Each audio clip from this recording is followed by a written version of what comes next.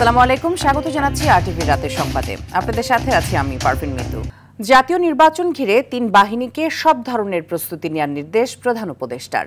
ফেব্রুয়ারির প্রথমার্ধে ত্রয়োদশ জাতীয় সংসদ নির্বাচনে যেন নিশ্ছিদ্র নিরাপত্তা বজায় থাকে এবং শান্তিপূর্ণ হয় সে বিষয়ে সব ধরনের প্রস্তুতি নিতে ৩ বাহিনীর প্রধানকে নির্দেশ দিয়েছেন প্রধান উপদেষ্টা প্রফেসর মোহাম্মদ ইউনুস। সন্ধ্যায় সেনাবাহিনী প্রধান জেনারেল ওয়াকারুজ্জামান, নৌবাহিনী প্রধান অ্যাডমিরাল মোহাম্মদ নাজমুল হাসান, বিমান বাহিনী প্রধান air chief marshal Hasan Mahmud Khan রাষ্ট্রীয় অতিথি ভবন যমুনায় প্রধান উপদেষ্টার সঙ্গে সাক্ষাৎকালে তিনি এ নির্দেশ দেন। এ সময় সব ধরনের প্রস্তুতি নেওয়ার বিষয়ে প্রধান উপদেষ্টাকে অবহিত করেন ৩ বাহিনীর প্রধান।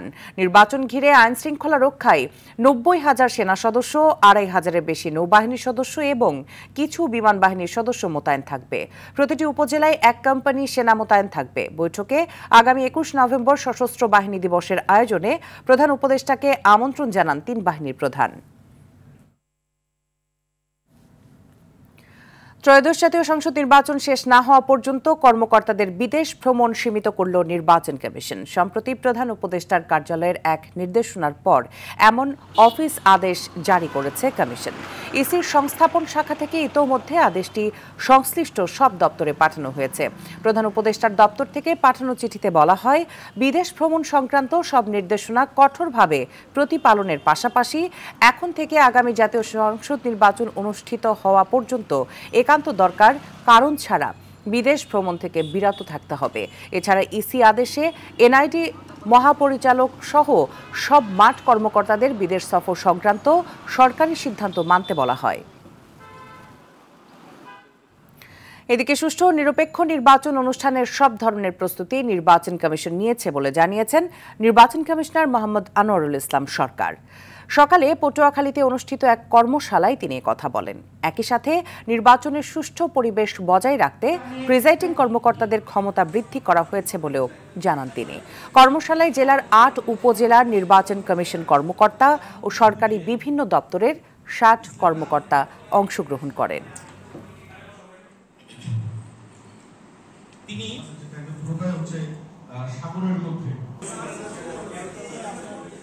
ভালো, অবাধ, সুষ্ঠু, নিরপেক্ষ নির্বাচন করার জন্য যত প্রস্তুতি আছে আমরা সব প্রস্তুতি নিয়ে রেখেছি। রিটার্নিং অফিসার যদি মনে করে কোনো একটা আসনের সবকটি সেন্টার বাতিল করে দিবে, সে যদি যৌক্তিক মনে করে, সেই ক্ষমতাটাও আইনি এবার অন্তর্ভুক্ত করা হয়েছে। তার অর্থ এই না যেন তেনভাবে আমি সেন্টার বাতিল করে দিব। জাতীয় নির্বাচন অনুষ্ঠানে এ পর্যন্ত যত বাধা সৃষ্টি হয়েছে তার সবকিছুর পেছনেই জামায়াতে ইসলামী জড়িত বলে অভিযোগ করেছেন বিএনপি মহাসচিব মির্জা ফখরুল ইসলাম আলমগীর। অন্তর্বর্তী সরকার গঠিত হওয়ার ৩ মাসের মধ্যে নির্বাচন হলে এত অপশক্তির উত্থান ঘটত না বলেও মনে করেন তিনি। আর জনগণের জুলাই সনদের কোনো প্রয়োজন নেই বলে মন্তব্য করেন স্থায়ী কমিটির সদস্য হাফিজউদ্দিন আহমেদ। রুদ্র রফিকের রিপোর্ট।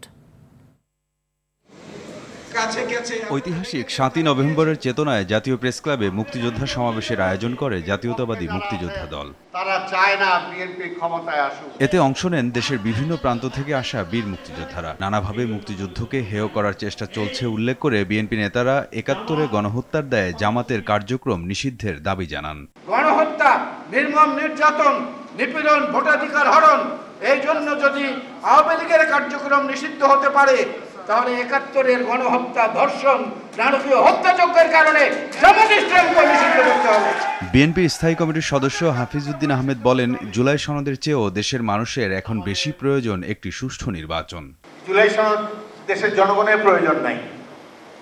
জুলাই সনদ হয়তো কিছু কিছু ব্যক্তি যারা এখানে উপদেষ্টা হয়েছেন, যারা ভবিষ্যতে বাংলাদেশে বসবাস করতে গেলে অনেক প্রশ্নের সম্মুখীন হবেন, তাদের জন্য হয়তো এই জুলাই সনদের প্রয়োজন আছে। বাংলাদেশের প্রয়োজন একটি নির্বাচন। দলের মহাসচিব মির্জা ফখরুল ইসলাম আলমগীর বলেন, পরিকল্পিতভাবে কিছু গোষ্ঠী ৭১-কে ভুলিয়ে দিতে চায়, যার কোনো সুযোগ নেই। ১৯৭১ হচ্ছে আমাদের অস্তিত্বের কথা, আমাদের পরিচিতির কথা, আমাদের স্বাতন্ত্র্যের কথা। ছাত্র গণঅভ্যুত্থানের পরে ৪-৫ দিনের মধ্যে সবাইকে আমরা বলেছিলাম ৩ মাসের মধ্যে আমরা নির্বাচন চাই। কেন বলেছিলাম? যে নির্বাচন হলে একটা পার্লামেন্ট গঠিত হলে আজকে যে অপশক্তিগুলো মাথা তুলে দাঁড়াচ্ছে সেই অপশক্তিগুলো মাথা তুলে দাঁড়ানোর কোনো সুযোগ পেত না। জামাত নানাভাবে নির্বাচন বানচালের চেষ্টা করছে বলে অভিযোগ তার। এখন পর্যন্ত নির্বাচনকে যতটা বাধা সৃষ্টি করেছেন আপনারা করেছেন। আপনার পিয়ারের দাবি নিয়ে এসেছেন, যেটা আলোচনা ছিল না, প্রস্তাবে ছিল না। ফেব্রুয়ারিতেই জাতীয় নির্বাচন হতে হবে জানিয়ে বিএনপি মহাসচিব বলেন, একই দিনে হতে হবে গণভোটও। একটি ব্যালটে গণভোটের কথা থাকবে, আরেকটি ব্যালটে আপনার নির্বাচন, সংসদে নির্বাচন হবে। রুদ্র রফিক, RTV, ঢাকা। নির্বাচন এলে একটি রাজনৈতিক দল ইসলামকে ব্যবহার করে জাতির মধ্যে বিভক্তি সৃষ্টি করতে চায় বলে মন্তব্য করে তাদের ব্যাপারে সাবধান থাকার আহ্বান জানিয়েছেন বিএনপির স্থায়ী কমিটির সদস্য সালাউদ্দিন আহমেদ। এদিকে ফেব্রুয়ারির প্রথম দিকে নির্বাচন হতে হবে বলে মন্তব্য করেছেন বিএনপির স্থায়ী কমিটির সদস্য ও সাবেক বাণিজ্য মন্ত্রী আমির খসরু মাহমুদ চৌধুরী। অপরদিকে গণমাধ্যমকে বস্তুনিষ্ঠ সংবাদ প্রচারের আহ্বান জানিয়েছেন রুহুল কবির রিজভী। প্রতিনিধিদের তথ্যচিত্রে আরও জানাচ্ছেন সাকিব আল হাসান।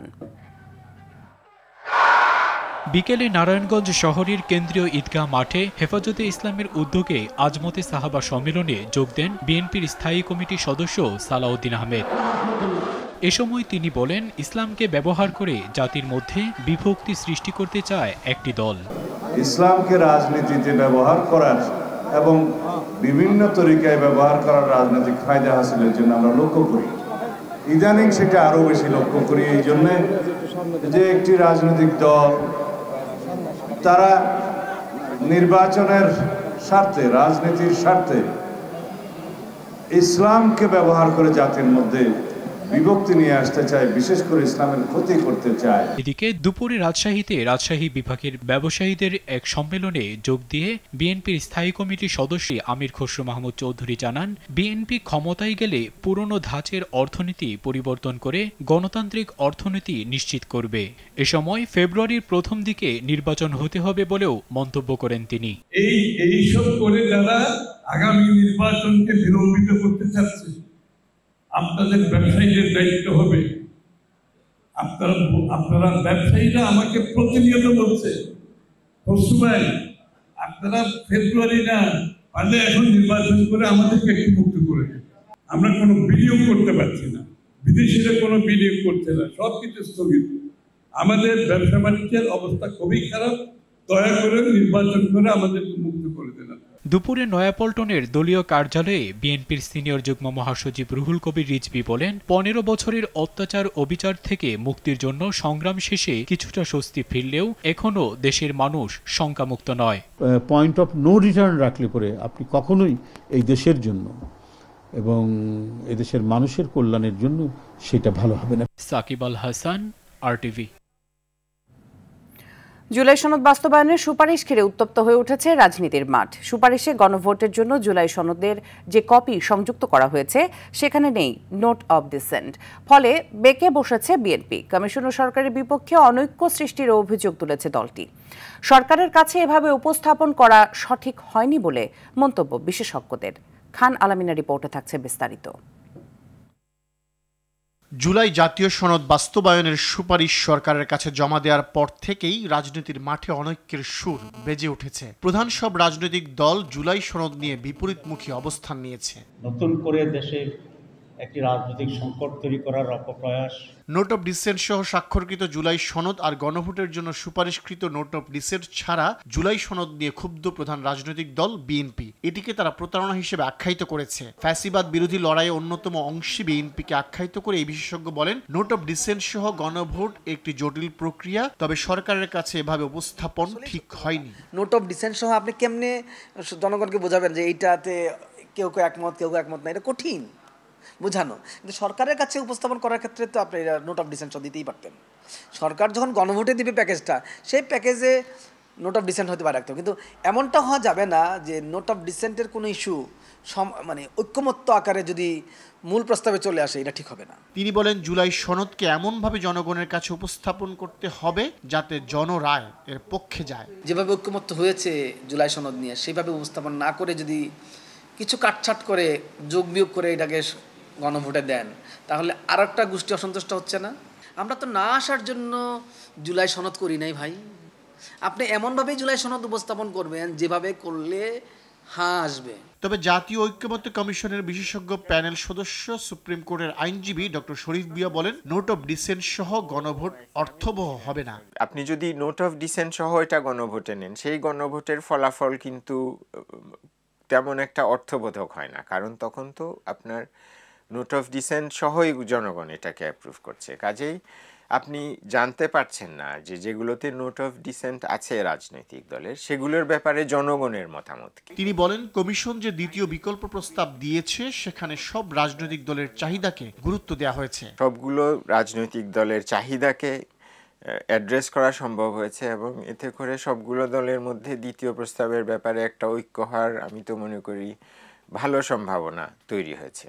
জনগণ রাষ্ট্র কাঠামোর মৌলিক পরিবর্তন চায় মন্তব্য করে তারা বলেন, জন আকাঙ্ক্ষাকে গুরুত্ব দিয়েই সরকার এবং রাজনৈতিক দলগুলোকে এমন পদক্ষেপ নিতে হবে যাতে জুলাই সনদ হুমকির মুখে না পড়ে। খান আলামিন, RTV, ঢাকা। জাতীয় নির্বাচনের আগে গণভোট না হলে এর কোনো মূল্য নেই বলে মন্তব্য করেছেন বাংলাদেশ জামায়াতে ইসলামে আমির ডক্টর শফিকুর রহমান। শুক্রবার যুক্তরাষ্ট্র সফর শেষে বাংলাদেশ যাওয়ার পথে লন্ডনে যাত্রা বিরতিকা স্থলে স্থানীয় সাংবাদিকদের সঙ্গে মতবিনিময়কালে এসব কথা বলেন তিনি। এ সময় আমির বলেন, জামাত ক্ষমতায় গেলে দুর্নীতির বিরুদ্ধে যুদ্ধ ঘোষণা করবে। গুম খুনের অভিযোগে অভিযুক্ত 25 সেনা কর্মকর্তার সুষ্ঠু বিচার প্রত্যাশা করেন তিনি। এছাড়া প্রবাসীদের ভোটের অধিকার নিয়েও কথা বলেন ডাক্তার শফিকুর রহমান।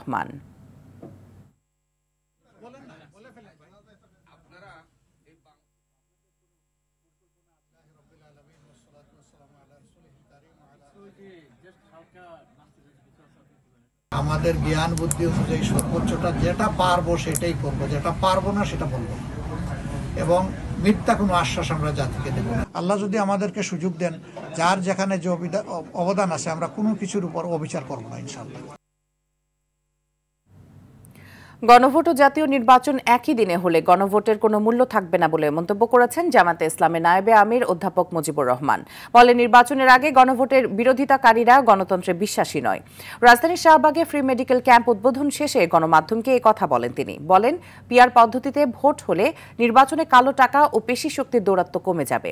এছাড়া আগামী জাতীয় নির্বাচনে সব ইসলামী দল ঐক্যবদ্ধ হয়ে ভোট যুদ্ধে নামবে বলেও প্রত্যয় ব্যক্ত করেন অধ্যাপক মুজিবুর রহমান।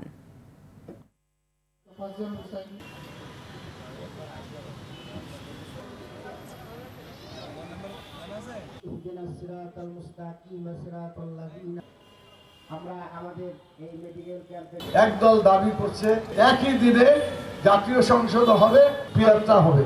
আচ্ছা, আপনারা বলেন, যদি দলে দলে পার্থক্য হয় যে আমরা এটা মানি এটা মানি না, সমাধান করা কি জনগণের কাছে আসলে ঠিক হবে না? গণভোট দিতে হবে, জনগণ যেই পক্ষে থাকবে সেটাই চালু হবে। কিন্তু যারা গণভোটকে চাই না, তার মানে হচ্ছে গণতান্ত্রিক চেতনা তারা হারিয়ে ফেলেছে। সেই গণভোটের মর্যাদা প্রতিষ্ঠা করলে সমস্যার সমাধান হবে। জোট গঠন নিয়ে যে কথাবার্তা হচ্ছে এর কোনো বাস্তবতা নেই বলে মন্তব্য করেছেন জাতীয় নাগরিক পার্টি এনসিপির দক্ষিণাঞ্চলের মুখ্য সংগঠক হাসনাত আব্দুল্লাহ। বিকেলে পটুয়াখালী শিল্পকলা একাডেমিতে দলের জেলা সমন্বয় কমিটির সভায় তিনি এসব কথা বলেন। তিনি আরও বলেন, যারা 24 পরবর্তীতে জন আকাঙ্ক্ষা তৈরি হয়েছে সেটার আলোকে যারা বাংলাদেশ করতে চায় তাদেরকে সঙ্গে নিয়ে পরবর্তী বাংলাদেশ বিনির্মাণ করবে এনসিপি।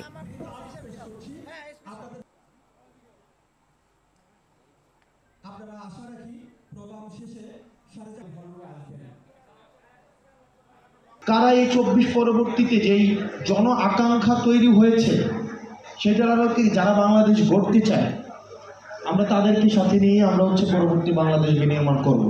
সুতরাং এই জোট নিয়ে যেই কথাবার্তা হচ্ছে এই বিষয়গুলোর আসলে বাস্তবতা নেই। জুলাই সনদ রাজনৈতিক দুই দলের দর কষাকষির উপলক্ষ বলে মন্তব্য করেছেন এনসিপির মুখ্য সমন্বয়ক নাসির উদ্দিন পাটোয়ারি। এনসিপি এর মাঝে যাবে না জানিয়ে তিনি বলেন, এর মধ্যে গেলে জুলাই সনদ বাস্তবায়ন হবে না। বিএমএ ভবনে জুলাই সনদ নিয়ে এক গোলটেবিল বৈঠকে এসব কথা বলেন তিনি। দেশকে অস্থিতিশীল পরিস্থিতিতে ফেলতে না চাইলে রাষ্ট্রপতিকে দিয়ে জুলাই সনদ সই না করাতে সরকারের প্রতি আহ্বানও জানান এনসিপির মুখ্য সমন্বয়ক। সে সময় জাতীয় নির্বাচনের আগে বিএনপির গণভোটের না সিদ্ধান্ত নিয়েও সমালোচনা করেন নাসির উদ্দিন পাটোয়ারি। আমরা ডক্টর ইউনূসকে বলবো, আপনি যদি আদেশটা জারি করতে পারেন তাহলে আপনার আইডেন্টিটি খুঁজে পাওয়া যাবে, আপনি আসলে জনগণের সরকার হিসাবে নিজেকে প্রতিষ্ঠিত করতে পারেন। আর যদি আপনি এটা না করেন যদি চুপ্পুকে দিয়ে আপনি এই ধরনের কোনো কার্যক্রম করার বাংলাদেশে চিন্তা ভাবনা করেন, তাহলে এটা বাংলাদেশে একটা বড় ধরনের অস্থিতিশীল পরিস্থিতির দিকে যাবে। গণভোটের জন্য নাকি বিএনপির থেকে একটি দাবি উত্থাপন করা হয়েছে যে এটাতে নাকি অনেক টাকা খরচ হবে। এই গণ অভ্যুত্থানের পরে বিএনপির একটা গডফাদার, একটা আসনের একটা লোক যে চাঁদাবাজি করেছে, ওই টাকা দিয়েই তো গণভোট আয়োজন করা যায় বাংলাদেশে। ভোলায় আগামী জাতীয় সংসদ নির্বাচনে দলীয় মনোনয়ন শোডাউনকে ঘিরে বিএনপি ও বিজেপির পার্থ গ্রুপের সংঘর্ষ হয় এবং ভাঙচুর করা হয় দলীয় অফিস। এ সময় উভয় গ্রুপের কমপক্ষে 50 জন আহত হয়েছে। বিজেপির চেয়ারম্যান আন্দালিব রহমান পার্থ জোট হিসেবে বিএনপির ধানের শীষ প্রতীকে নির্বাচন করবেন এমন ঘোষণা শোনার পর থেকে বিএনপিতে উত্তেজনা ছড়িয়ে পড়ে। এরপর উভয় দলকে আলাদা সময় নির্ধারণ করে দিলেও বিজেপি কর্মীরা রাস্তায় থেকে যায়, তাই শেষ পর্যন্ত সংঘর্ষ এড়ানো যায়নি বলে জানায় পুলিশ প্রশাসন। কৃষক সহ নিম্নবিত্তের প্রধান সমস্যা বিদ্যুতের চড়া মূল্য, তাই ভর্তুকি দিয়ে হলেও বিদ্যুতের দাম কমানোর প্রত্যয় ব্যক্ত করেছেন মৎস্য প্রাণী সম্পদ উপদেষ্টা ফরিদা আক্তার। বিকেলে ঢাকা বিশ্ববিদ্যালয়ের মুজাফফর আহমেদ চৌধুরী অডিটোরিয়ামে কনজিউমার্স অ্যাসোসিয়েশন অব বাংলাদেশ ক্যাবের যুব সংসদ আয়োজিত জ্বালানি রূপান্তরে সুবিচার চাই শীর্ষক এক অনুষ্ঠানে অংশ নিয়ে এসব কথা বলেন। আর এতে অংশ নিয়ে বিদ্যুৎ খাতে বিগত সরকারের করা ইনডেমনিটি আইনকে চৌর্যবৃত্তির আইন বলে মন্তব্য করেন বিএনপির জ্যেষ্ঠ যুগ্ম মহাসচিব রুহুল কবির রিজভী। বিএনপি ক্ষমতায় গেলে ফ্যাসিস্ট সরকারের করা এই কালো আইন রোধে কাজ করবে বলেও জানান তিনি।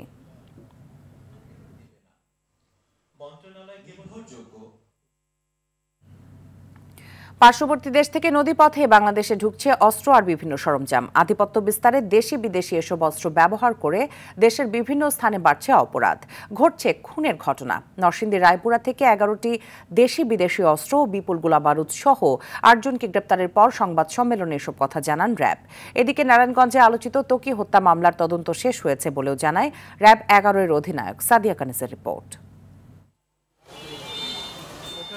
নরসিংদীতে সম্প্রতি বিভিন্ন গ্রুপের মধ্যে বেড়েছে সংঘর্ষের ঘটনা। এসব ঘটনায় জেলায় 2024-এর আগস্ট থেকে চলতি বছরের সেপ্টেম্বর পর্যন্ত খুনের ঘটনা ঘটেছে 130টিরও বেশি। মাদক, ইন্টারনেট, বালু ব্যবসা, রাজনৈতিক প্রতিহিংসা এবং আধিপত্য বিস্তারকে কেন্দ্র করে এসব খুনের ঘটনা ঘটছে বলে জানায় র্যাব।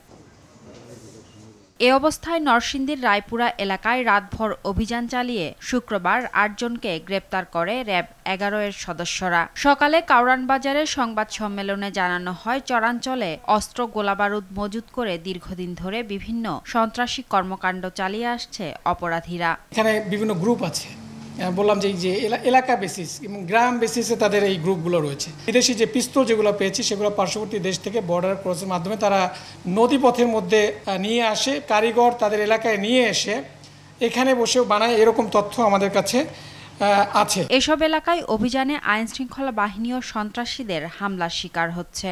সন্ত্রাসী কর্মকাণ্ড নিয়ন্ত্রণে কার্যক্রম চলমান রাখবে র্যাব। দেশের অস্থিতিশীল পরিস্থিতি বলেন, রাজনৈতিক প্রভাব বলেন, এই জায়গায় ব্যবহার করাটা এটা স্বাভাবিকভাবে যদি অস্ত্র থাকে। এই জন্যই আমরা যেটা করছি যে অস্ত্রগুলো উদ্ধারের জন্য বিশেষ অভিযান পরিচালনা শুরু করেছি। সো আমাদের অস্ত্র উদ্ধার অভিযান চলমান রয়েছে যেন এই অস্থিতিশীল পরিস্থিতি সৃষ্টি করতে না পারে। এদিকে নারায়ণগঞ্জের আলোচিত ত্বকী হত্যা মামলার চার্জশিট শীঘ্রই জমা দেওয়া হবে বলে জানান র্যাবের এই কর্মকর্তা। আমাদের অনেক ডেভেলপমেন্টও আছে, আমরা অতি শীঘ্রই এটার দিয়ে দিব আশা করছি ইনশাল্লাহ। সো টিল দ্য টাইম তদন্ত শেষ না হচ্ছে ততক্ষণ পর্যন্ত আপনাদের একটু অপেক্ষা করতে হবে। 2013 সালের 6 মার্চ নিখোঁজ হয় নারায়ণগঞ্জের কিশোর তানভীর মোহাম্মদ ত্বকী। এর 2 দিন পর শীতলক্ষা নদী থেকে তার মরদেহ উদ্ধার করে পুলিশ। সাদিয়া কানিজ, আরটিভি, ঢাকা। দীর্ঘ 9 মাস পর আজ থেকে পর্যটকদের জন্য সেন্ট মার্টিন দ্বীপ উন্মুক্ত হলেও চলছে না জাহাজ। Sea cruise operator owners association of বাংলাদেশের সাধারণ সম্পাদক হুসাইন ইসলাম বাহাদুর জানিয়েছেন, কক্সবাজারের BIWTA জেটি থেকে জাহাজ ছাড়ার পর সেটি দ্বীপে পৌঁছাতে প্রায় 7 ঘন্টা লাগে। রাত্রি যাপনের ব্যবস্থা ছাড়া একদিনে গিয়ে ফেরত আসা অসম্ভব। সরকারের নতুন নির্দেশনা অনুযায়ী প্রতিদিন সর্বোচ্চ 2000 পর্যটক দ্বীপে যাওয়ার সুযোগ পাবেন। তবে প্রাকৃতিক সৌন্দর্য, পরিবেশ ও জীববৈচিত্র্য রক্ষায় মানতে হবে 12টি নির্দেশনা। পাকিস্তানে ভারতের গোয়েন্দা সংস্থার হয়ে কাজ করা এক জেলেকে আটক করা হয়েছে। শনিবার এক সংবাদ সম্মেলনে খবর জানিয়েছে দেশটির তথ্যমন্ত্রী আত্মা তারার ও স্বরাষ্ট্র প্রতিমন্ত্রী তালাল চৌধুরী। খবরটি নিশ্চিত করেছে ভারতীয় সংবাদ মাধ্যম জিও নিউজ। মন্ত্রীদের দাবি, আটক ব্যক্তির নাম ইজাজ মাল্লা। তাকে চলতি বছরের সেপ্টেম্বরে ভারত থেকে গ্রেপ্তার করে অজ্ঞাত স্থানে নিয়ে যাওয়া হয়। সেখানে তাকে ভারতীয় সংস্থাগুলো প্রলোভন দেখায় এবং হুমকি দিয়ে পাকিস্তানে পাঠায়। আটক হওয়ার পর মাল্লা নিজের অপরাধ স্বীকার করে বলেও জানান তথ্যমন্ত্রী। গাজায় যুক্তরাষ্ট্রের প্রস্তাবিত শান্তি পরিকল্পনা নিয়ে আলোচনা করবে তুরস্ক। আগামী সোমবার মুসলিম দেশগুলোর পররাষ্ট্রমন্ত্রীদের নিয়ে একটি বৈঠক আয়োজন করবে বলে জানিয়েছেন তুরস্কের পররাষ্ট্রমন্ত্রী হাকান ফিদান। তথ্যটি নিশ্চিত করেছে বার্তা সংস্থা মিডল ইস্ট আই। পররাষ্ট্র মন্ত্রণালয়ের একজন মুখপাত্র জানান, বৈঠকে মিশর, ইন্দোনেশিয়া ও সংযুক্ত আরব আমিরাত সহ বিভিন্ন দেশের পররাষ্ট্রমন্ত্রীদের আমন্ত্রণ জানানো হয়েছে। ইসরায়েলের প্রধানমন্ত্রী বেনিয়ামিন নেতানিয়াহু যুদ্ধবিরতি লঙ্ঘনের অজুহাত খুঁজছেন এবং সারা বিশ্বের চোখের সামনে পুনরায় গণহত্যা শুরু করতে চাইছেন বলে ক্ষোভ প্রকাশ করেন তুরস্কের পররাষ্ট্রমন্ত্রী হাকান ফিদান। এদিকে যুদ্ধবিরতি লঙ্ঘন করে চতুর্থবারের মতো গাজা শহর ও খান ইউনিস সহ বিভিন্ন এলাকায় হামলা চালিয়েছে ইসরায়েল। এসব হামলায় অন্তত ৩ জন নিহত হয়েছে। একই সঙ্গে অবরুদ্ধ পশ্চিম তীরের জেনিন থেকে নাবলুস পর্যন্ত তীব্র সশস্ত্র অভিযান অব্যাহত রেখেছে আইডিএফ সেনারা। নিয়মিত ধরপাকড় ও হাজার খানেক ব্যারিকেড দিয়ে এসব অঞ্চলের ফিলিস্তিনিদের অবরুদ্ধ করে রেখেছে তারা। এছাড়া সেনাবাহিনীর সহায়তায় স্থানীয় জলপাই চাষিদের উপর হামলার পাশাপাশি তাদের ফসলগুলো নষ্ট করে দিচ্ছে সেখানকার অবৈধ ইসরায়েলিরা। এদিকে হামাসের ফেরত দেওয়া ৩ মরদেহের কেউই ইসরায়েলি নয় বলে জানিয়েছে দেশটি। ফরেনসিক পরীক্ষায় ফলাফল থেকে তথ্য জানিয়েছে দেশটি। আবারও টেস্ট দলের অধিনায়ক হলেন নাজমুল হোসেন শান্ত। শ্রীলঙ্কার বিপক্ষে গত জুনে বাংলাদেশ সর্বশেষ টেস্ট সিরিজ খেলে। সিরিজের শেষ টেস্টে ইনিংস ব্যবধানে হারের পর সংবাদ সম্মেলনে আচমকা অধিনায়কত্ব ছাড়ার ঘোষণা দেন শান্ত। এরপর থেকে বাংলাদেশ আর টেস্ট খেলেনি, অধিনায়ক পদেও দেখা যায়নি কাউকে। অবশেষে সেই শান্তই আবার বাংলাদেশ টেস্ট দলের অধিনায়কত্ব ফিরে পেলেন। শনিবার এক সংবাদ বিজ্ঞপ্তির মাধ্যমে তথ্য নিশ্চিত করে বাংলাদেশ ক্রিকেট বোর্ড। বিশ্ব টেস্ট চ্যাম্পিয়নশিপের 2025 থেকে 2027 সালে টেস্ট অধিনায়ক হিসেবে দায়িত্ব পালন করবেন শান্ত। রাতের সংবাদ এ পর্যন্তই। মধ্যরাতের সংবাদ একটাই। দেখার আমন্ত্রণ রইল। ধন্যবাদ সবাইকে।